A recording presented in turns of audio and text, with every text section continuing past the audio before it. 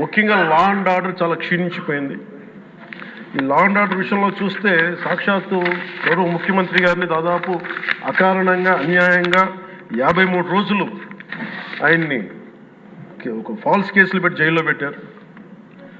అలాగే అధ్యక్ష, మీరు కూడా గతంలో మిమ్మల్ని కూడా ఎంత వేధించారో మా అందరికీ తెలుసు, సభ్యులందరికీ తెలుసు.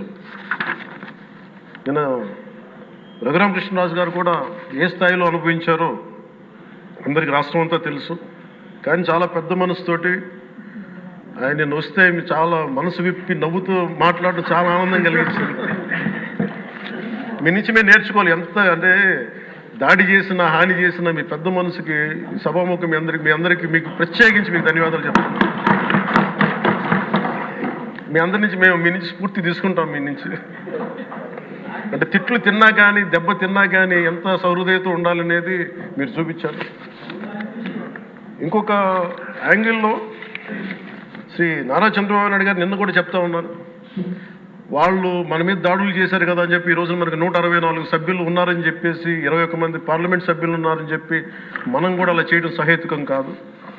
చాలా మనం యాజ్ పర్ సిస్టమే వెళ్ళాలి.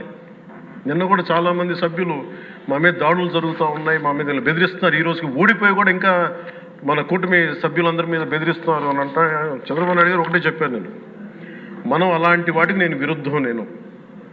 మీరు అలా కనుక కాదు, సిస్టమ్ని కాదని కనుక మీరు చేస్తే మీరు నాకు దూరం అవుతారని చెప్పి చాలా స్పష్టంగా చెప్పారు. అది నాకు కూడా చెప్పారు, అది మీకు కూడా వర్తిస్తుందని చెప్పి ఖచ్చితంగా చంద్రబాబు గారు చెప్తున్నాను. ఈ దృష్టిలో ఖచ్చితంగా దాన్ని ఒళ్ళు దగ్గర పెట్టుకుని మేమందరం ఉంటాం sir. Will take your guidance very seriously and committedly sir.